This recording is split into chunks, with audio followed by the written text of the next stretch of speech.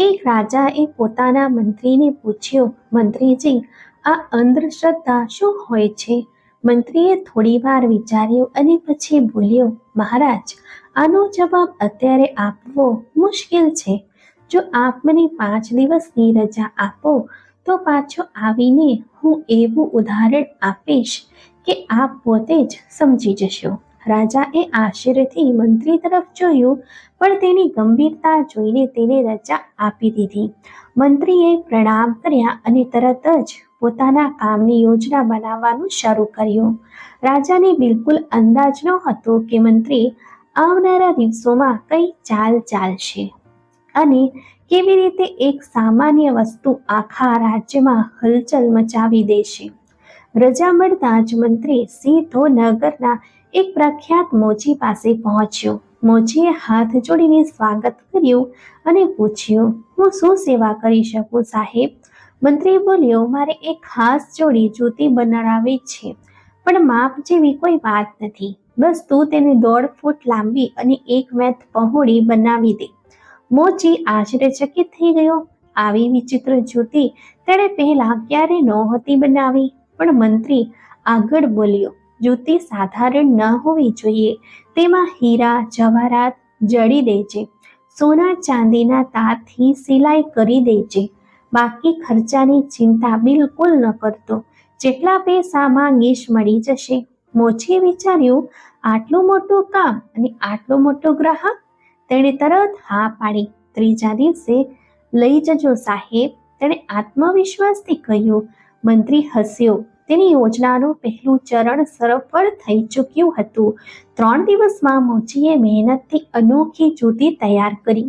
લંબાઈ એવી કે કોઈ માણસના પગમાં આવવાનો સવાલ જ નહીં અને ચમક એવી કે જોનાર દંગ રહી જાય. મંત્રી વચન મુજબ 3જા દિવસે ત્યાં પહોંચ્યો. જ્યોતિ જોઈને તેણે ખુશીથી માથું હલાવ્યું. પૈસા આપતા પહેલા તેણે મોચીને બાજુમાં લઈ જઈને કહ્યું, એક વાત ધ્યાન રાખજે, આ જૂતી વિશે ભલે કોઈ પણ પૂછે, ક્યારેય કહેતો નહીં કે તેને કોણે બનાવડાવી. દરેક હાલતમાં અજાણ જ રહેજે. મોચી થોડો ગભરાયો, પણ પછી બોલ્યો, ઠીક છે સાહેબ.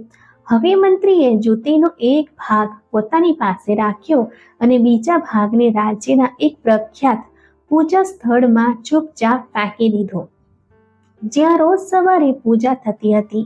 જ્યારે પૂજારી સવારના કામ માટે અંદર પહોંચ્યો તો તેની નજર તે ચમકદાર ભારે અસામાન્ય જૂતી પર પડી.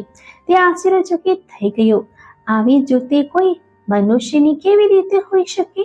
જરૂર દેવી હાજરી હશે, તેણે મનમાં વિચાર્યું. ચમક, ભવ્યતા અને બનાવટ જોતા જ તેણે તરત નિષ્કર્ષ કાઢી લીધો, આ તો ભગવાન અહીં આવીને છોડી હશે. તે જૂતી ને શ્રદ્ધાથી માથે લગાવે છે, માથા પર રાખે છે અને તેને પૂજનીય વસ્તુ માનીને આદર આપે છે. થોડા જ વારમાં આસપાસના લોકો પણ ભેગા થઈ ગયા. દરેક જણ એ જ વાત પુનરાવર્તન કરવા લાગ્યા, આ જૂતી માણસની ન હોઈ શકે, આ તો દેવી શક્તિનો સંકેત છે. હવે તે જૂતી લોકોની શ્રદ્ધાનું કેન્દ્ર બની ગઈ હતી.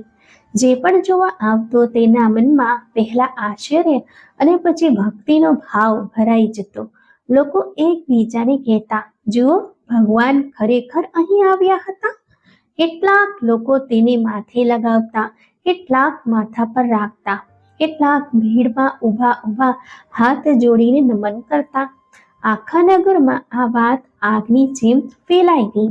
વાર્તામાં એટલો પ્રભાવ હતો કે કોઈએ એ વિચારવાની કોશિશ પણ ન કરી કે આ જૂતી કેવી છે, શા માટે છે અને ક્યાંથી આવી છે.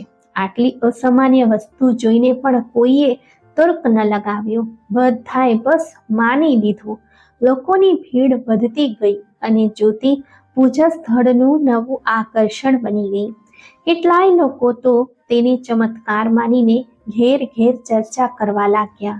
અંધશ્રદ્ધાની ચિંગારી પવન મળતા જ પ્રજ્વલિત થઈ ચૂકી હતી. આ ખબર છેવટે રાજા સુધી પણ પહોંચી ગઈ. રાજાએ ઉત્સુકતાથી પૂજારીને બોલાવ્યો અને કહ્યું, મને તે દેવી જૂતી બતાવવામાં આવે. જ્યારે જૂતી રાજાની સામે લાવવામાં આવી તો તેની ભવ્યતા જોઈને તે પણ ક્ષણભર માટે ભ્રમિત થઈ ગયો. રાજાએ પણ તર્ક લગાવ્યા વિના તે જ માની લીધું જે બધા માની રહ્યા હતા.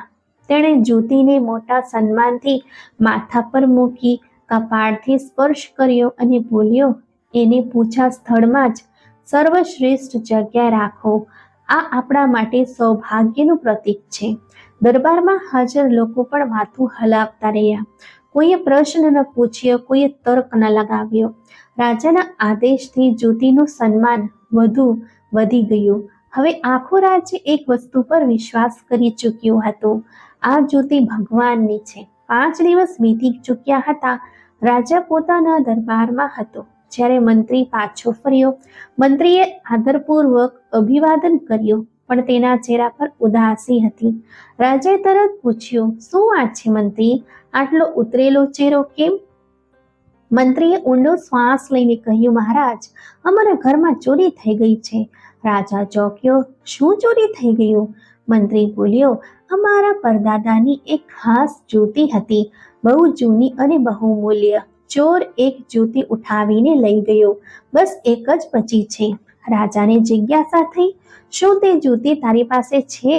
મંત્રીએ તરત પોતાની થેલી ખોલી અને તે જ લાંબી અલંકૃત જ્યોતિ રાજાની સામે મૂકી દીધી. રાજા સ્તબ્ધ રહી ગયો. તેણે પૂજારીને તરત આદેશ આપ્યો કે પૂજા સ્થળમાંથી બીજી જ્યોતિ લાવવામાં આવે. જ્યારે બંને જ્યોતિઓ સાથે મૂકવામાં આવી તો તે બંને બિલકુલ એક જેવી હતી. રાજાની આંખો પહોળી થઈ ગઈ. આ તો એ જ છે. મેં તો એને દેવી જ્યોતિ સમજીને ચૂમી હતી, એને માથા પર રાખી હતી. રાજા શરમાયેલો પણ હતો અને હેરાન પણ. ભીડ એકઠી થઈ ચૂકી હતી અને બધાના ચહેરા પર ગૂંચવણ હતી. અંધશ્રદ્ધાનો પર્દાફાશ હવે થવાનો હતો અને રાજાને અનુભવાઈ રહ્યું હતું કે તેણે વિચાર્યા વિના કંઈક માની લીધું હતું. રાજાએ મંત્રી તરફ જોયું. મંત્રી, આ કેવી રીતે થયું? આ બધું શું છે? મંત્રીએ શાંત સ્વરે ઉત્તર આપ્યો, મહારાજ, આ જ તો અંધશ્રદ્ધા છે. જ્યારે કોઈ વસ્તુ તર્કથી પરખાય નહીં અને માત્ર એટલા માટે માની લેવામાં આવે કારણ કે બધા માની રહ્યા છે, તો તેને અંધશ્રદ્ધા કહે છે. રાજા ચૂપચાપ સાંભળતો રહ્યો. મંત્રી આગળ બોલ્યો, એક અસામાન્ય જ્યોતિ જોઈને કોઈએ એ ન વિચાર્યું કે આ માણસની પણ હોઈ શકે છે કે નહીં? કોઈએ સવાલ ન પૂછ્યો. બધાએ બસ ભીડની દિશા પકડી અને તેને ચમત્કાર માની લીધો.